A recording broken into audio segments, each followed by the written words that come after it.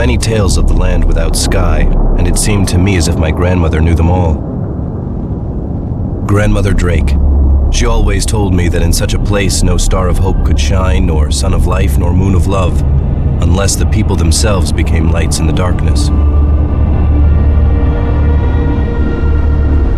I remember there was one story I could never hear enough. It was the heroic tale of a very wise man who lived at the time of the Great Migration. The surface had been stricken with cataclysmic natural disasters, forcing people to leave their shattered lands for a dark and painful refuge beneath the sea. The man, known as MacGregor, was a visionary scientist and one of the last prophets on Earth. He probed the limits of scientific knowledge in a dozen fields, trying to discover the tantalizing secrets that remained. As I listened, I often imagined that I myself was a descendant of the great MacGregor. The story began in the 22nd century with his discovery of a mysterious sea creature on a beach in northern Scotland. No larger than the palm of MacGregor's hand, it looked like a horseshoe crab. The scientist took the creature to one of his laboratories and examined it more closely, and what he discovered was so unspeakably horrifying that fear and dread almost drove him insane. Then, when he and his staff tried to incinerate the creature, it refused to burn. When they tried to crush it, the hydraulic press shattered under the strain. I pestered my grandmother to tell me what was so horrifying about the creature, but she would only lower her voice and say, "It was made of flesh and gold, and of another metal that does not exist on Earth, and it could reproduce itself. Woe betide the man who finds such a creature. Woe betide him, because legend says it will be his ruin." Thoughts of such creatures still lurking in the seas, still reproducing themselves, gave me endless nightmares. In my daydreams, I pretended that I too would become a scientist and invent a weapon capable of destroying those creatures once and for all. My grandmother always said a single person could change the world with their mind, but whether that change was for better or worse was up to them. A single individual could sway the world as much as the masses, she said, if they were right. MacGregor soon turned his mind to constructing incredible submarines the world had only dreamt of before, and in so doing laid the foundation of submarine technology for centuries to come. Without his knowledge, humanity could never have evolved enough to occupy the oceans. I always feared the ocean's black waters, but I also longed to defy their wretched confines. Like MacGregor before me, I wanted to make discoveries and adventure with the likes of the brave mercenaries my grandmother spoke about. I was 9 years old when word of my mother's death reached us. She'd been managing Drake Enterprises, the family shipping company, which at that time included a respectable fleet of freighters. Then, pirates pillaged her ship off Cape Horn. Her body was never recovered. My father, Alonzo Drake, born Alonzo de Granada, was heartbroken. 3 years later, without so much as a goodbye, he left us to make his fortune in the oceans. I never understood why he abandoned his only son and his family business just like that. Grandmother always said he'd gone off with his brother, another adventurer. When I myself began to dream of adventures in Aqua's inky depths, I feared I had inherited my father's restless blood. My grandmother thought him irresponsible and said he'd probably found a grave on the sea floor by following the tracks of an angel. That was her poetic way of saying he'd lost his mind. After father disappeared, grandmother took over the company, but contracts were few and far between. Soon our financial backers withdrew and the fate of Drake Enterprises was sealed. When I grew up, I worked as a pilot on our last remaining freighter, the Harvester. My nightmares grew fainter over time, but my daydreams of life as an adventurer held fast. When we could no longer afford our family home in Neapolis, my grandmother and I ended up in the Pacific, amid the dangerous and chaotic seas of the northern tornado zone. There, I supplied stations and scattered habitats with chemosynthetic protein and other nourishment. My grandmother died quietly in her sleep, and soon after, I, William Drake, decided to follow the tracks of the angels too, as my father had before me.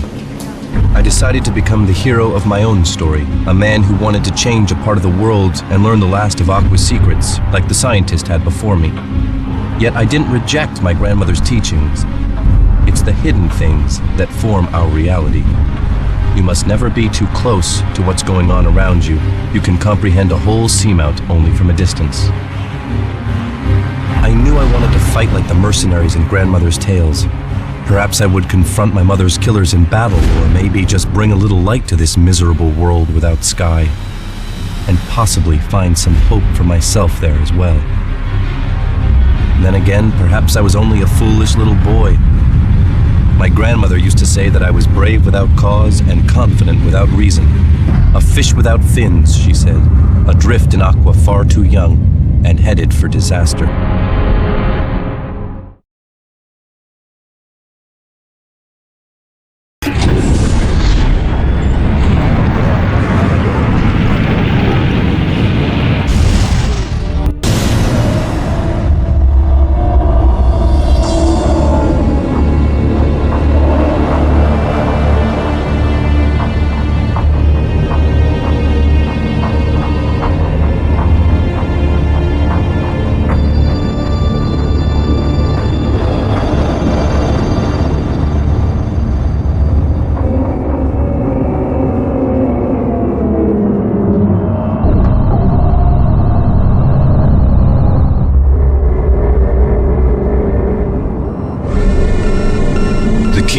Its magic, emitting an electro-weak signal that triggered the locking mechanism to open the gates.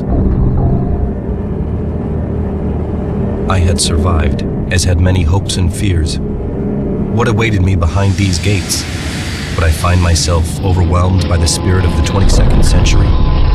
Would I happen upon traces of my ancestor? And would I find the angel's tears? I steered into the heart of darkness, docked, and disembarked. It was a shipyard, and in front of me I could see the gigantic work of William Drake MacGregor, Earl of Midlothian. Here his mind had been at work. Here the visions he and his friends shared had become reality. Here they might have founded the bond whose rules we have been following. There lay his last ship, the Revelation, for centuries silent. My reverence at the sight of her gave me chills. Revelation. The Revelation. But the shipyard, large as it was only a part of what awaited me. I became afraid. The weight of 500 years of silence and secrets overwhelming me. An icy fear took hold. Would I ever see Angelina and the others again?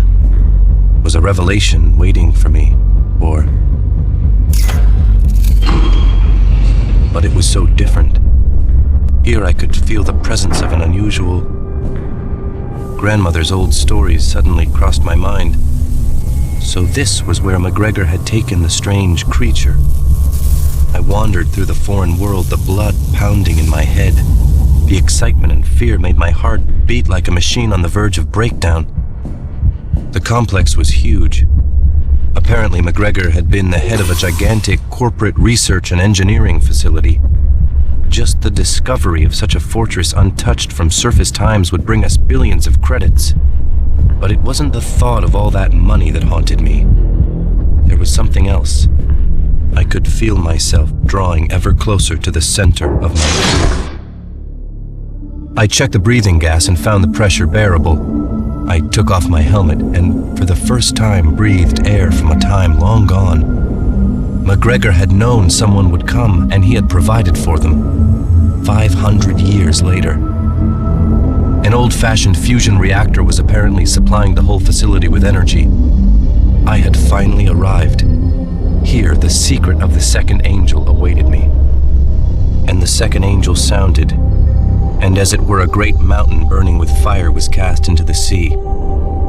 And the third part of the sea became blood, and the third part of the creatures which were in the sea and had life died. And the third part of the ships were destroyed, said the records. I had no idea what that meant. Something would fall into the sea and change it, destroying its inhabitants. The angel looked sad and patient, as if it had taken little effort to wait so long. From Aqua's data channels, I knew what I saw in front of me. An antique pendulum clock used long ago in surface times. I did not know who or what caused me to swing the pendulum, but I no longer had control of my own senses or of what would happen to me. Far away I heard a melody. It seemed strange, yet so familiar, and then beyond.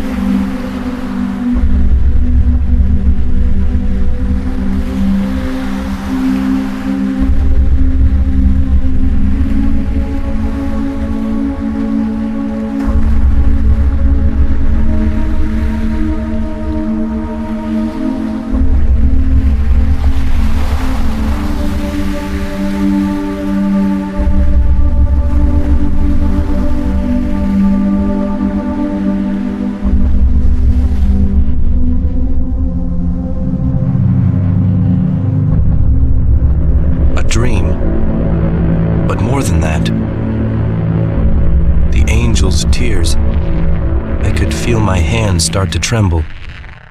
What was it? The capsules radiated warmth, and a longing I had never known arose within me. The beach, the angel's face, more than a dream, more than a dream. I looked around me.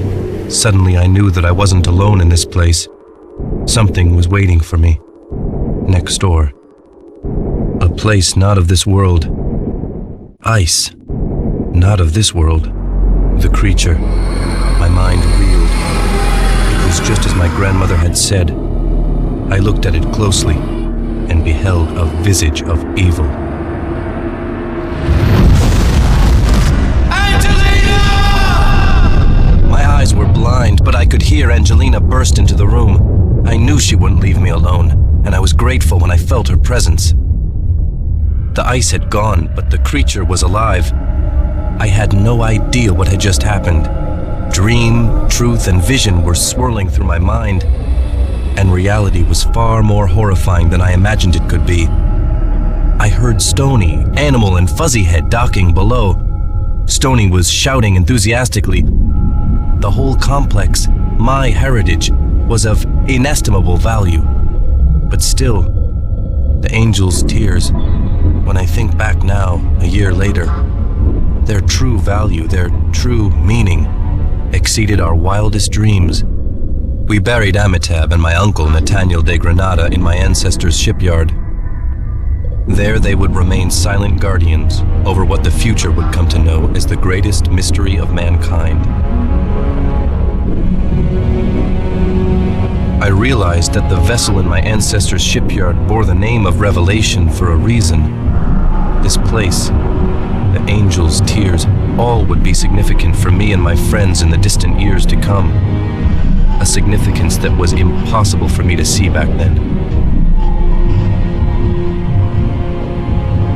There we stood, the 5 survivors. We had followed the angel's tracks across the oceans, and now the angel's tears were safely stowed in my smart suit. In this place, past and future met. I heard a voice in my head. It was the voice of William Drake McGregor. Time progresses just as evolution does. There is never a way back. That is our blessing and our curse. Times of horror and happiness awaited us. We had been part of an incredible story that no man would write, lest the terror of it drive his ancestors mad. My friends and me, Angelina, we faced the madness together, but still we didn't really understand.